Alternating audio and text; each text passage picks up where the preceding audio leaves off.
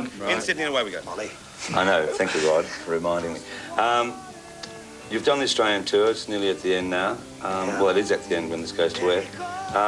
Have you enjoyed it this time around? You obviously look as if you've enjoyed it. Yeah, thoroughly. It's been, it lived up to expectations. The crowds were a little bit slow on some of the early nights in Sydney, but we won them over in the end. Just the one unfortunate incident with the photographer.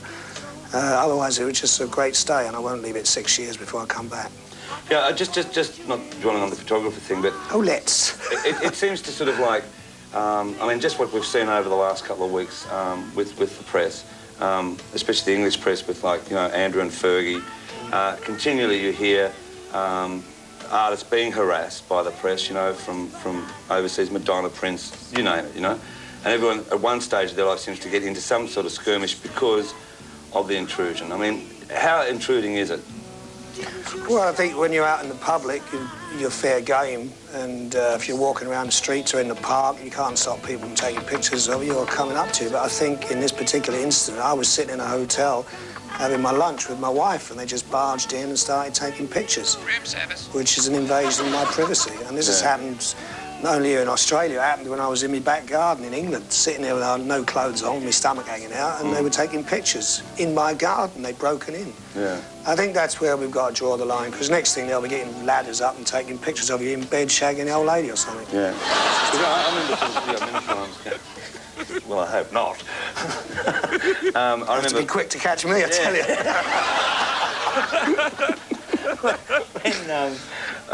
Well, I mean, Rod, you've been pretty consistent with your career.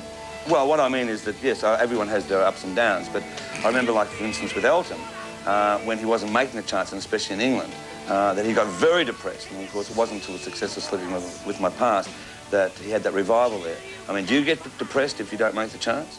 I'm real lucky. I mean, nothing ever pisses me off or makes me depressed or I lose sleep over it. The only thing is if I think I'm going to lose my voice, that'll bring out all sorts of stress. But no, I don't get that upset about it. I've also got hobbies and I love playing soccer. Yeah. You know, I love it. It takes up a great part of my life and still does. And by the way, I've got a game in soon, yes. I won't hold you to. And I think you need that. It's like you need those support things. You know, if you take one of those supports away, if you can put the camera on the hand here, you take like your love life away, or your sport away, or your job away, you know, the house begins to crumble. You need all those things to support you. Well, as far as image is concerned, I mean, you basically have remained the same. You haven't changed your hair. I'll give it out, leave it out. It changes. Well, I mean, it changes, but it's variation on a theme. Theme, exactly, yes. all right. Variation on a theme. And yet it's never out of style, whereas some people, you know, and even artists themselves, sort of are paying, like, literally hundreds of thousands, millions to try to change their style, to look what's the current trend. Has that never worried you? No, it's never worried me. I tried, at the end of the British tour, to change my hair. You know, I had it all cut off and just combed it straight back and quite short at the back. There was outrage in all the papers, and people were writing into all the daily papers. So I thought, oh, well, sod it. If they like it, I might as well just keep it like this for the rest of my life, as long as it stays there and it don't fall out, which I don't think it's going to now. I don't think it is. No, you probably did something to me and Elton. Well, talking about your mum and dad, I mean, did they give you the encouragement to, when you decided this was going to be your career?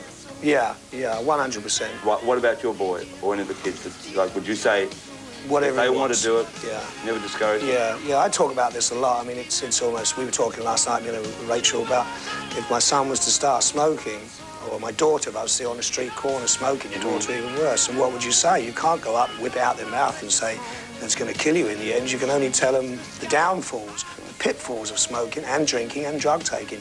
And then they say, get on with it and learn and find out for yourself.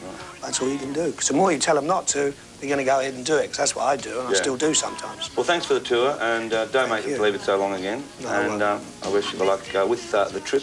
Okay. And the baby, and the new album. Thank you, old boy. He's run everywhere to get this bloody interview. What was it last night? If the mountain doesn't come to Muhammad, Muhammad will go to the mountain, or something like that. Or it's travelled with my art.